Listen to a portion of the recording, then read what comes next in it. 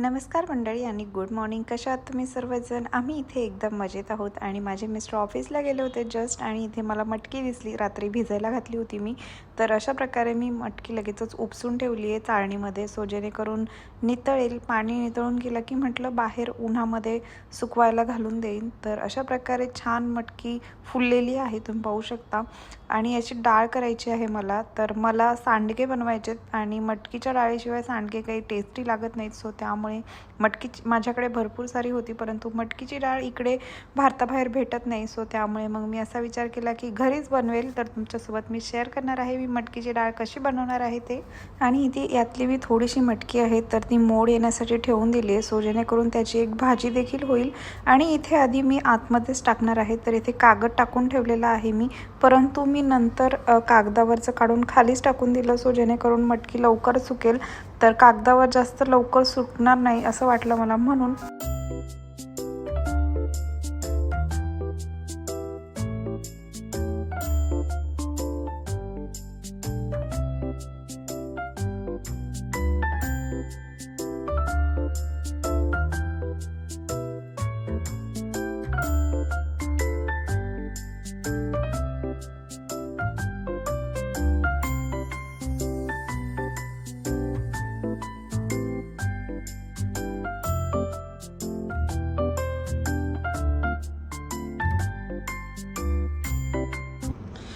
Actually मी आधी कागदावर टाकलं, परंतु मला वाटलं की मटकीची साल काढणारच आहे आपण, तर त्यामुळे मग मी खाली असं पसरून घेतलं आहे. आणि वाळायला म्हणजे अजून खूप वेळ लागेल. आत्ताशी पाणी सुकलं आहे, अजून भरपूर वेळ आहे. आणि आता ऊन जायला आलं आहे, परंतु मी एका ताटामध्ये वगैरे ठेवून देईन बाहेर, कारण एवढी मटकी नाही, थोडीच आहे ही. नमस्कार मंडळी. तर माझी अंघोळ वगैरे झाली आणि घरातली कामं आवरायची आहेत मला अजून. राघवही उठला, आज लवकर उठला, 9 वाजता असतो, त्यामुळे तर मला एडिटिंग वगैरेही करायला भेटलं नाही जास्त. आणि आता मी राघवला अंघोळ वगैरे घालते आणि खाली घेऊन जाते. मला पालक आणायची, कारण पालक संपली घरामधली, लागते मला कशाला ना कशाला पालक सारखी टाकायला, सो त्यामुळे मी आता घेऊन येते. आणि त्याचं राघवचाही वॉक होईल तेवढाच. इथनं आला की परत 2-3 तासाने झोपेल, सो मला आवरता येईल मग, त्यामुळे. काय? Good morning.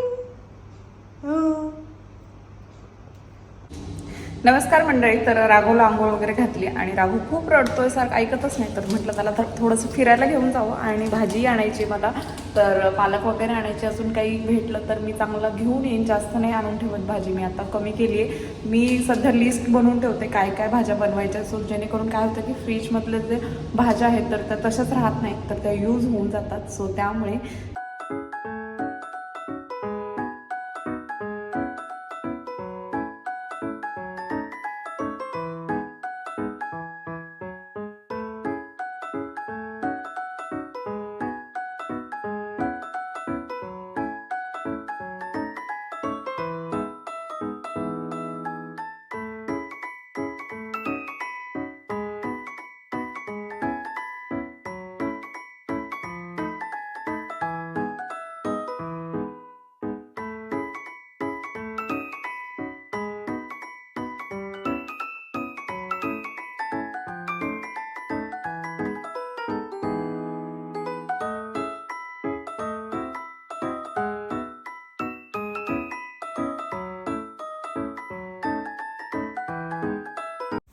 आणि इथे मला गॅस कुकर आहे तर तो क्लीन करायचा होता, सो मी स्मॅकचा डिग्रीसर यूज करते. आणि मागेही मी तुम्हाला सांगितलं होतं, दिवाळीच्या वेळी आणलेला आहे हा. तर अशा प्रकारे डिग्रीसर मी आधी लावून ठेवलं 1-10 मिनटं, त्यानंतर मी घासायला घेतलं. तोपर्यंत माझं किचनमधले भांडे देखील वॉश करून झाले होते. सो पुन्हा एकदा जिथे निघलं नव्हतं, म्हणजे काही पार्ट आहे असा असतो की जिथे निघत नाही, खूप जास्त ऑइल झालेलं असतं, तर तिथे मी पुन्हा मारून घेतलं आणि अशा प्रकारे टिश्यूने मी छान क्लीन करून घेतलं. आणि त्यानंतर आपलं जे घासणी असते नॉर्मल भांडी घासायची, तर त्यानेही घासून घ्यायचे, सो जेणेकरून एकदम छान निघतो आपला गॅस कुकर.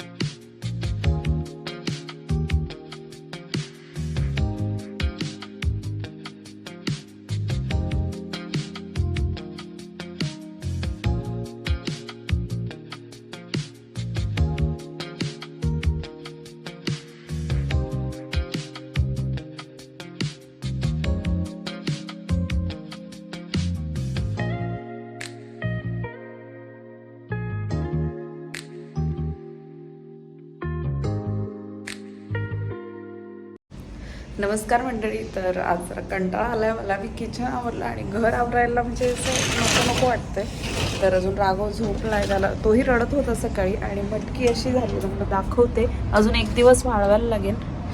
तर अशा प्रकारे आहे मटकी आणि छान अशी वाळली आहे. तर अजून 1-2 दिवस, उद्याचा दिवस वाळून देईल.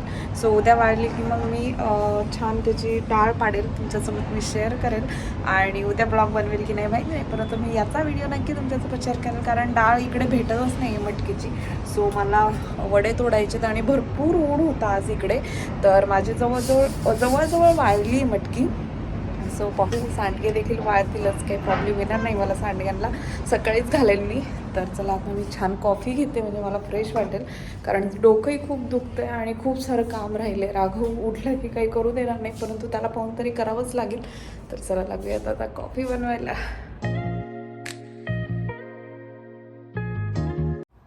आणि संध्याकाळ झाली होती. तर माझ्या मिस्टरांना इफ्तार पार्टी होती, म्हणजे संध्याकाळी जेवण होतं.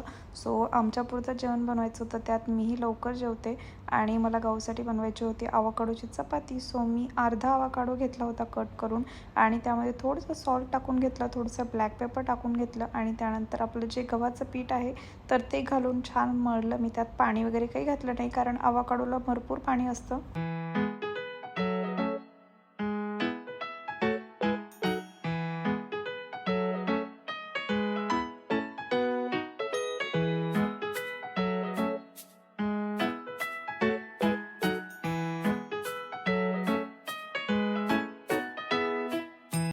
आणि अशा प्रकारे एकदम नॉर्मल चपातीसारखी लाटून ती छान भाजून घ्यायची आहे आणि त्याला तूप वगैरे लावायचं आहे. तुमच्याकडे काय लावतं तुम्ही ते लावू शकता.